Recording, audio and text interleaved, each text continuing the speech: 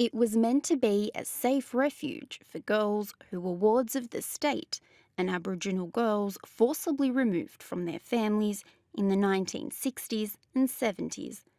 But as history would have it, the Parramatta Girls' Home was anything but. I imagined that it would be somewhere where I would be learning to do sewing and craft of different sorts, and maybe schooling. The bashings and everything, I thought, no, they wouldn't be doing that, like they've got to care for you.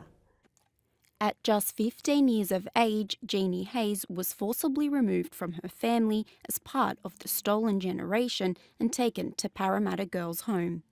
She spent 3 years in the institution, where she claims she was severely abused by the officers in charge. Then the real bad bashing, the worst one I got, when they brought me up here into segregation and kept me in here for almost a month for the bruises to heal up.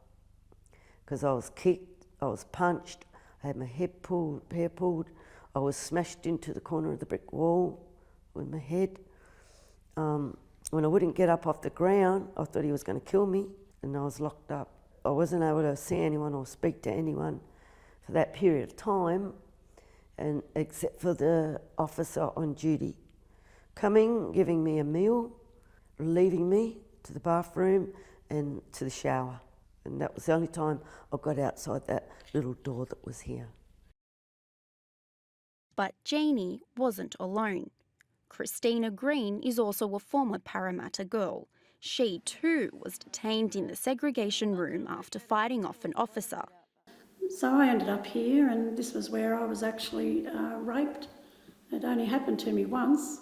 I had been sort of mauled before, but I'd fought off and yelled and screamed. But here I was actually drugged, and I was flogged before that and drugged. And I just remember being in here as such a lonely person. It's estimated more than 40,000 women passed through the doors of this institution. It's claimed girls who fought back would be placed in the segregation room away from the main building. While in isolation, the girls would graffiti the walls, leaving memories to pass the time. Today, some of those marks remain as evidence of the solitary confinement they endured. That was one thing we did to pass the time. Go around and read all the scratchings and figure out whose scratching that was. This year, the Royal Commission into Child Abuse heard 16 former residents of Parramatta Girls give evidence of abuse claims. Crawford repeatedly bashed me, raped me orally, anally and vaginally. I struggled and screamed, and he hit me, his punches landing into my bare flesh, and he forced my legs apart. Despite the commission, only one of Christina and Jeannie's alleged perpetrators is alive today. There have been no official police investigations into the abuse claims. I would love to see them squirming now and publicly, nationally humiliated for what they've done.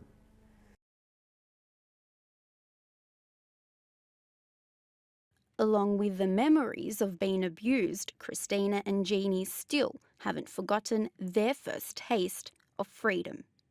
I remember waking up the next morning to the alarm clock. The alarm clock went off and I jumped up and pulled my sheets up because you're still institutionalised. It took a while for that behaviour to subside. That sense of, I'm actually out of there, I'm gone. In 2003, former residents were reunited at Parramatta Girls for the first time as part of the Female Factory Precinct project. There was a lot of mixed emotions there.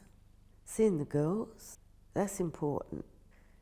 Actually getting back into the complex, that was hard, that was emotional.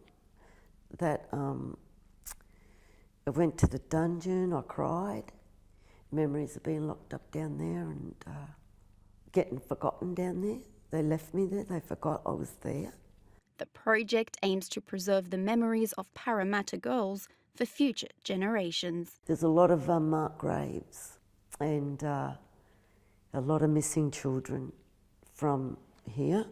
And this is a place where they can come and even mourn their lost ones.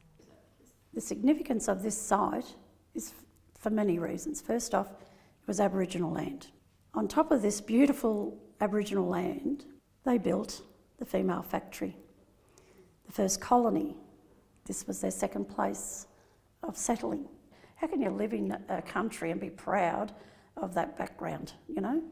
How can you be proud of what they did to the Aboriginal people? How can you be proud of what you did to all those children, you know?